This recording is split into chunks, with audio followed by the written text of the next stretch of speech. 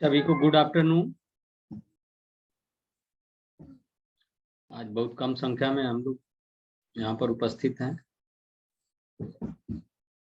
चलिए हम लोग शुरू करते हैं आज की अपनी इस कक्षा में। नैतिक शिक्षा पाठ 4, पाठ 3 तक आप पढ़ चुके हैं, तो नैतिक शिक्षा के पाठ 4 को पढ़ेंगे। मूल शंकर का गृह त्याग और गुरु दक्षिणा। मूल शंकर का गृह त्याग और गुरु दक्षिणा।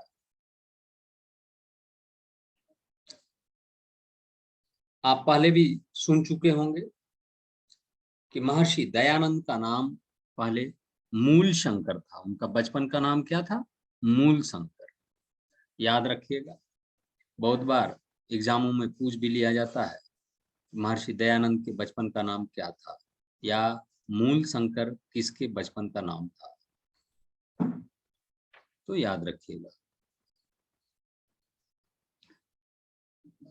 देखिए, कह रहा कि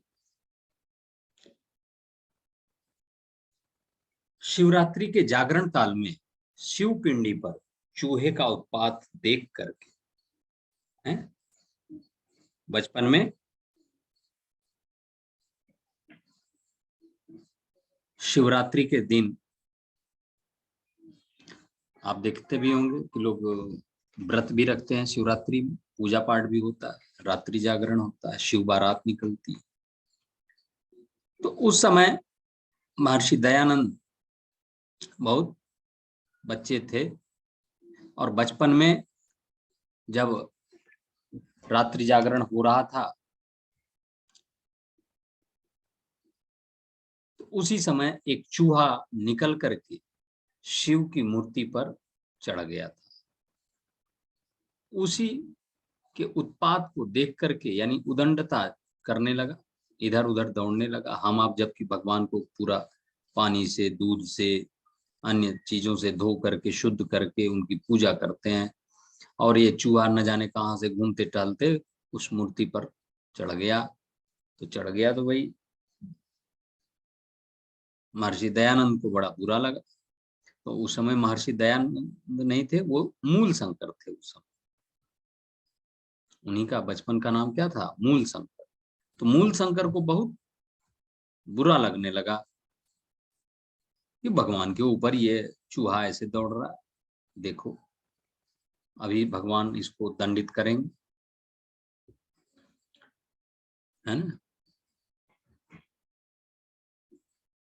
तो वही लिख रहा है यहाँ पर कि शिवरात्रि के जागरण काल में शिव पिंडी पर चूहे का उत्पात देखकर बालक मूल शंकर के हृदय में सच्चे शिव का स्वरूप जानने की भावना पैदा हुई कि सच्चे शिव कौन है। अगर ये सच्चे शिव होते थे, उनको ऊपर इस प्रकार से चूहा कैसे दौड़ता? क्या उसको वो दंडित नहीं करते, उसको पनिशमेंट नहीं देते? ऐसा तो नहीं होना चाहिए। तो यही सब उनके मन के अंदर बहुत सारे उधेड़ बुन चलने लगे। तो उसी समय उनके मन के अंदर एक भावना पैदा हुई कि सच्चे शिव कौन है। इसका समाधान पाने के लिए उसने अपना मन पढ़ाई में लगा लिया। इसका समाधान पाने के लिए उसने अपना मन पढ़ाई में लगा लिया कि हम पढ़ेंगे तो उसका कुछ समाधान उधर से निकलेगा। लेकिन बहन और चाचा की मृत्यु ने मृत्यु की समस्या भी सामने उपस्थित कर दी। जब उनके मन के अंदर ऐसे विचार उत्पन्न हुए तो उसी समय उनकी बहन का भी देहांत हो गया, और कुछ ही दिनों पर चाचा की भी मृत्यु हो गई। और इन दोनों लोगों की मृत्यु के बाद मन में एक अलग प्रश्न उठने लगा, ये मृत्यु की समस्या क्या है भाई? क्यों लोगों की मृत्यु होती है? तो ऐसे मन में विचार आने लगे। अब तो मूल शंकर का मन संसार से विरक्त हो गया कि संसार में कुछ सही है ही नहीं। हम शिव को सही मानते थे, शक्तिशाली मानते थे, भगवान मानते थे, उनके ऊपर ये चूहा कूद रहा है। वो कुछ नहीं कर रहे हैं। हम चाचा को इतना अच्छे से मानते थे, बहन से इतना लगाव था, उनकी मृत्यु हो गई। तो क्यों मृत्यु हो रही है, क्या कारण है, यही सब जब उनको सही नहीं पता चल पाया तो उनका संसार से ही मोह माया भंग होने लगा। कि जब यहाँ पर आने के बाद कुछ ही दिनों बाद लोगों को फिर अपने इहलोक में जाना ही है, तो यहाँ रहने का कोई मतलब नहीं। अब तो मूल शंकर का मन संसार से ही विरक्त हो गया था, वह घर छोड़ने का मन बनाने लगा। जो मूल शंकर था वह घर से दूर कहीं जाकर के रहने का सोचने लगा। इस पर पिता ने उसे बलपूर्वक विवाह के बंधन में बांधना चाहा। उनको लगा यह घर छोड़ना चाहता है, यदि इसका विवाह कर दिया जाए तो विवाह उपरांत वह घर नहीं छोड़ पाएगा, मोह माया में फंसा रह जाएगा। और उस समय बाल विवाह की भी प्रथा थी, बचपन में ही लोगों का विवाह कर दिया जाता था, हैं? जबकि उस समय लोगों को पता भी नहीं रहता था कि विवाह शब्द होता क्या है, शादी शब्द क्या है, उसका अर्थ क्या है, ये पता ही नहीं रहता था। तो बचपन में ही शादी हो जाती थी। तो उसी तरह से यहाँ पर मूल शंकर के पिताजी भी उनका विवाह करना चाह रहे हैं।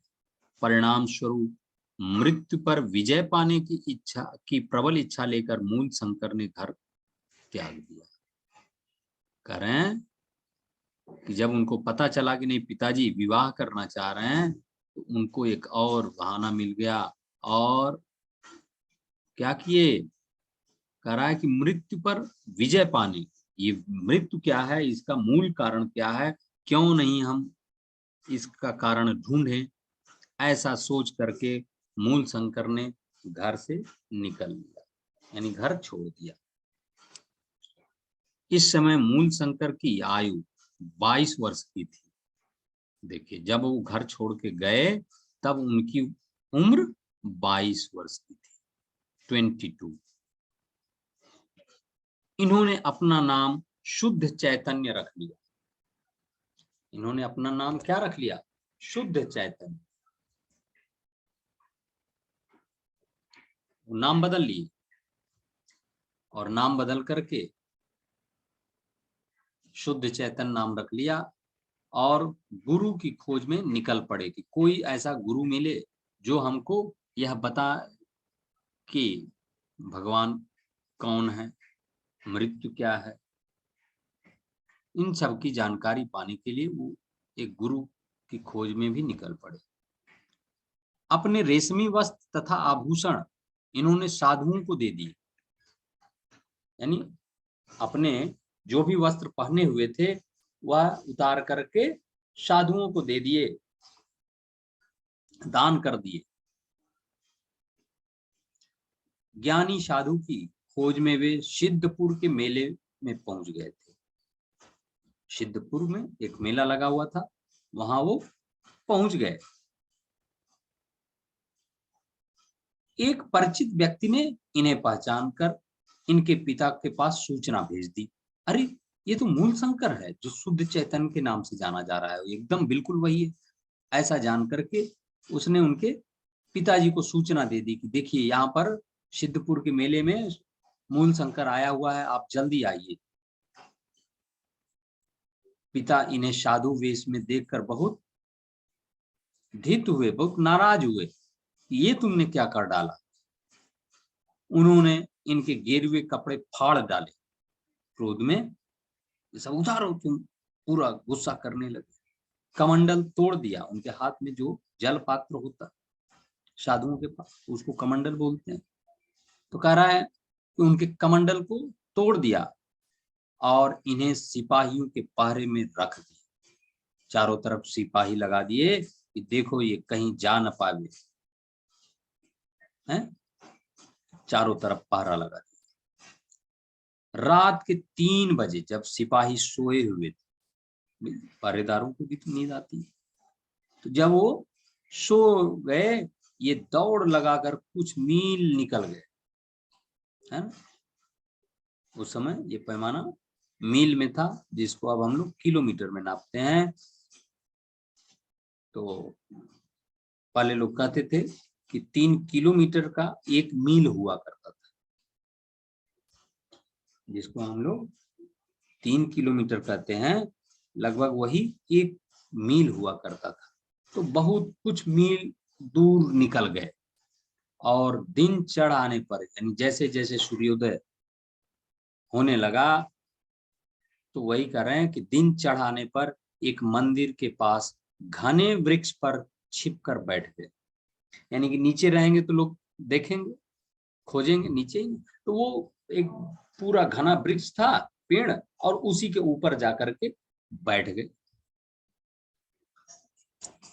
वहां से सिपाहियों के निराश हो वापस चले जाने पर शुद्ध चैतन्य अपनी पैदल यात्रा आरंभ कर दी। अब इनको खोजने के लिए सिपाही भी चल दिए, जैसे उनकी नींद टूटी तो अरे बाप रे, ये तो मूल शंकर गायब हो गया, खोजो खोजो खोजो। तो इधर उधर खोजते खाजते वो सब पहुंचे, तो वो तो पेड़ के ऊपर घनी छाया में बैठे हुए थे। तो जब निराश होकर के सिपाही नहीं पाए उनको, और निराश होकर के वापस चले गए, तब शुद्ध चैतन्य पैदल यात्रा प्रारंभ कर दी थी। अब यहाँ से भाई अब चलो, अब वो लोग वापस जा चुके हैं, तो अब कोई दिक्कत नहीं है, यहाँ से अब हम पैदल चल सकते हैं, और फिर परिवार वालों से कभी नहीं मिले। सोचिए,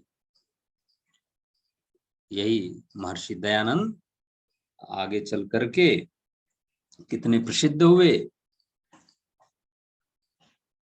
कि उस समय बार बार ढूंढा जा रहा था, पकड़ा जा रहा था, लेकिन उनके नाम से तो बहुत बड़ा कार्य होना था, इसलिए ईश्वर उनको अलग अलग प्रकार की सोच देते चले गए। घर के बंधनों से मुक्त हो शुद्ध चैतन्य नर्मदा नदी के किनारे स्थित योगियों के चक्कर लगाने लगे, है ना। नदियों के किनारे बहुत सारे आश्रम रहते हैं, तो यहाँ पर नर्मदा नदी के किनारे कुछ योगी महात्मा लोग रहते थे, तो उन्हीं के आगे पीछे इधर उधर चक्कर लगाने लगे। लगभग 8 वर्ष तक वे नर्मदा तट पर घूमते रहे। सोचिए, 8 वर्ष तक नर्मदा नदी के किनारे इधर से उधर घूमते रहे, गुरु की तलाश करते रहे। यहीं पर स्वामी पूर्णानंद से उन्होंने सन्यास की दीक्षा ली, है ना। सन्यासी बनने की उनसे दीक्षा ली और दयानंद नाम ग्रहण किया। तो क्वेश्चन ये भी आता है कि महर्षि दयानंद का नामकरण या मूल शंकर का नाम दयानंद किसने रखा? तो पूर्णानंद ने, स्वामी पूर्णानंद ने उनको दयानंद नाम दिया। तो आश्रम मर्यादा के अनुसार, यानी आश्रम में रहने वाले लोगों के लिए जो नियम कानून होते हैं, तो उसी मर्यादा के अनुसार पहले ब्रह्मचारी रहते हुए तो वे भिक्षा नहीं मांग सकते थे, स्वयं भोजन बनाना आवश्यक था। कह रहे हैं कि आश्रम की मर्यादा के अनुसार पहले ब्रह्मचारी रहते हुए तो वे भिक्षा नहीं मांग सकते थे। ब्रह्मचारी रहते तो भिक्षा नहीं मांग सकते, क्योंकि उस समय विद्या अध्ययन का टाइम होता है। स्वयं भोजन बनाना आवश्यक था। स्वयं भोजन बनाने में उनका बहुत समय नष्ट हो जाता। अध्ययन और ध्यान में बाधा पड़ती थी। ऐसा नहीं कि वो जंगल में चले गए तो अब वहां पठन पाठन बंद हो गया और ईश्वर भक्ति बंद हो गई, ऐसा कुछ नहीं। तो वही कह रहा है कि अध्ययन और ध्यान में बाधा पड़ती थी। लेकिन सन्यासी हो जाने पर वे पश्चात अर्थात पके हुए अन्न की भिक्षा के अधिकारी हो गए। जब वो सन्यासी हो गए तब वो कहीं से भी पका हुआ भोजन भी मांग सकते हैं, तथा संबंधियों द्वारा पहचाने जाने का भय भी दूर हो गया। जब वो सन्यासी हो गए, दूसरे वेशभूषा को धारण कर लिए, तब उनके सगे संबंधी उनको पहचान भी नहीं पाएंगे। तो उसी को कह रहा है कि संबंधियों द्वारा पहचाने जाने का भी डर अब नहीं रहा। यहाँ उन्होंने कई योगियों से योग की शिक्षा प्राप्त की। नर्मदा नदी के किनारे बहुत सारे साधु महात्मा रहते थे जो योग में पारंगत थे, उनसे उन्होंने बहुत सारी योग की शिक्षाएं ग्रहण की।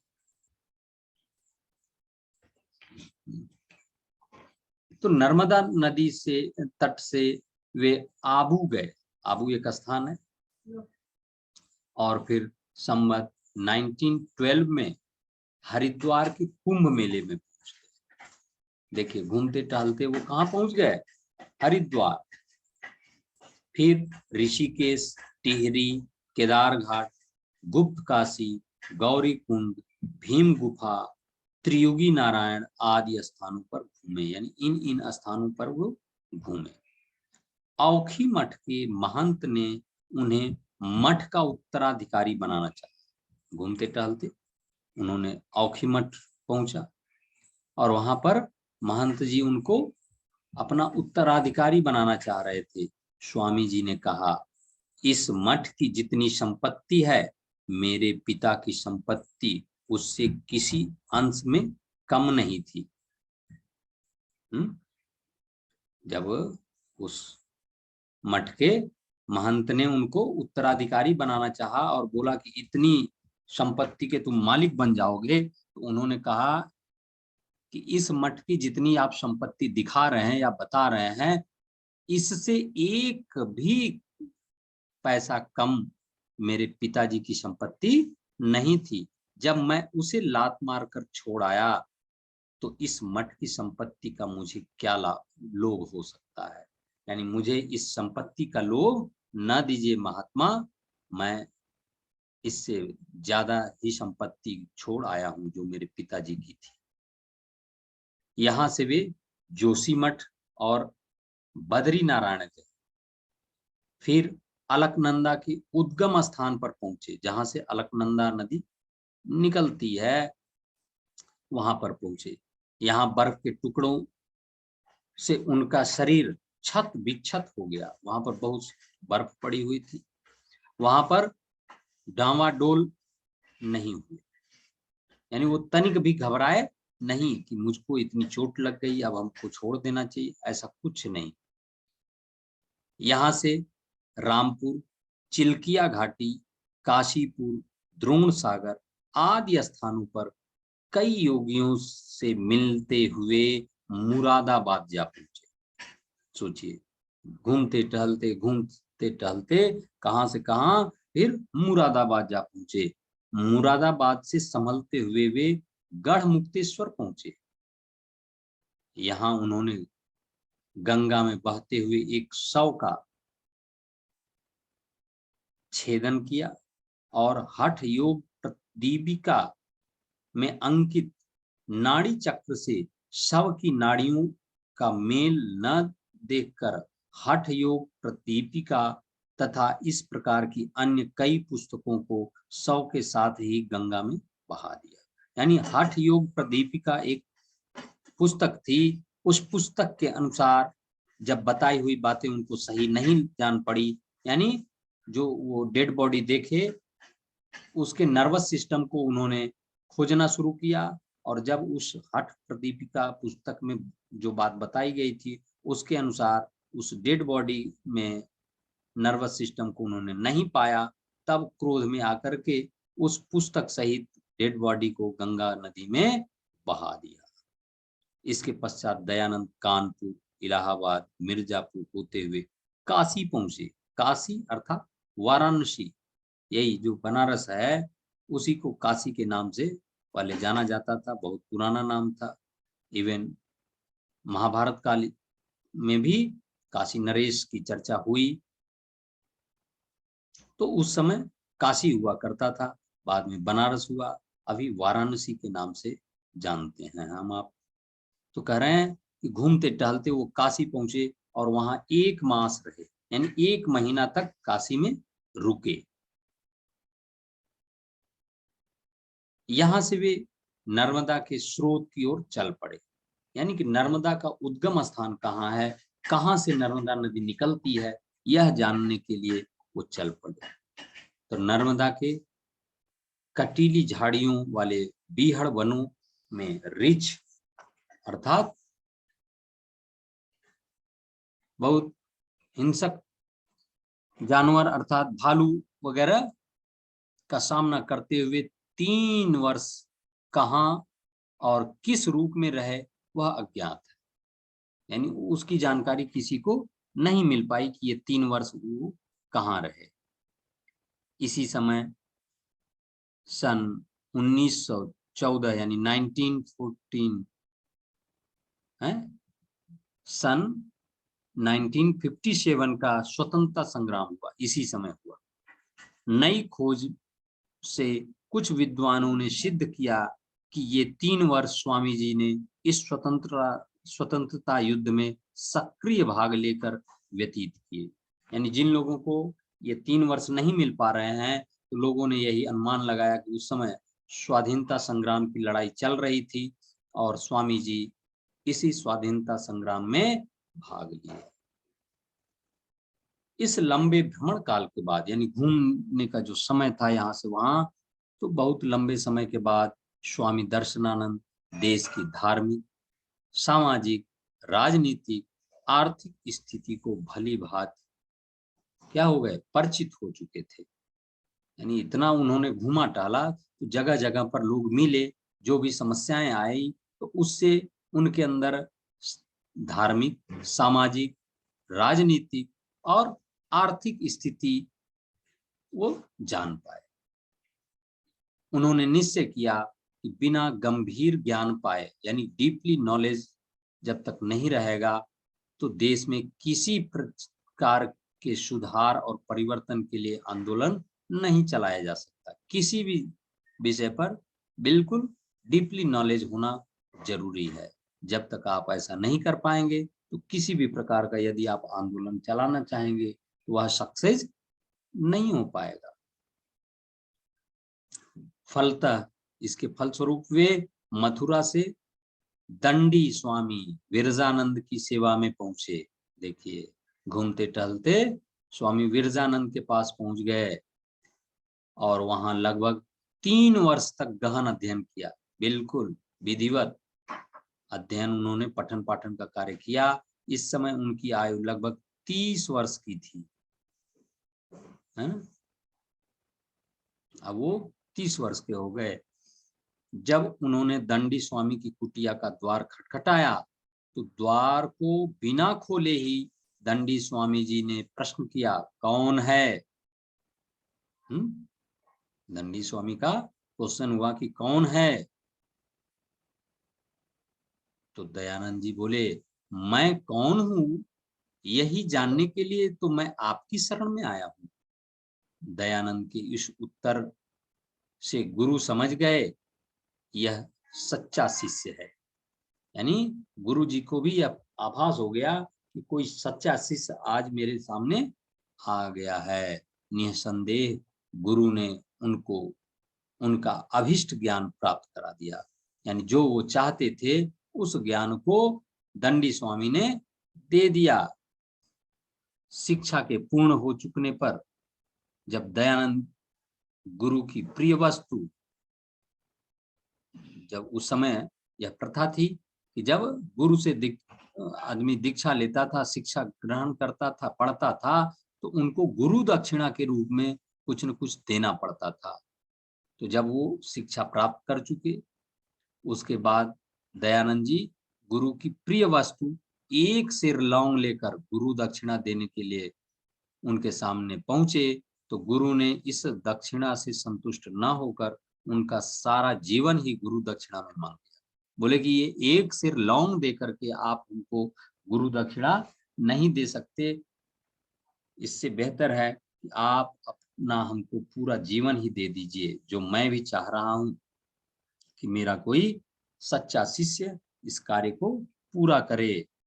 तो उन्होंने उनका पूरा जीवन ही गुरु दक्षिणा में मांग लिया। उन्होंने कहा कि देश एवं जाति के उत्थान के लिए अर्थात प्रगति के लिए पाखंडों, कुरीतियों अंधविश्वासों का खंडन करो।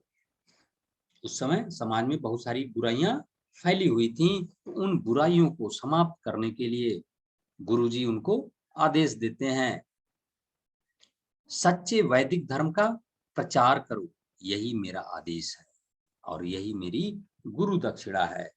गुरु भक्त शिष्य ने गुरु की आज्ञा के सम्मुख सिर झुका दिया। आज कोई रहता तो कहता कि जी नहीं, मैं अपना घर परिवार छोड़ करके यही सब काम करूंगा, लेकिन उन्होंने सहर्षता पूर्वक, प्रसन्नता पूर्वक सिर झुकाया कि जैसा आपका यह आदेश है वैसा ही कार्य होगा। और वह देश तथा समाज को अंधविश्वासों की बेड़ियों से मुक्त करने के लिए और निर्भीक भाव से सत्य धर्म का प्रचार करने के लिए निकल पड़े। वहीं से उन्होंने क्या किया, इसका प्रचार प्रसार किया। इसका वैदिक धर्म का, आर्य समाज का, है ना, समाज में फैली हुई बुराइयों को दूर करने का प्रयास उन्होंने बखूबी किया।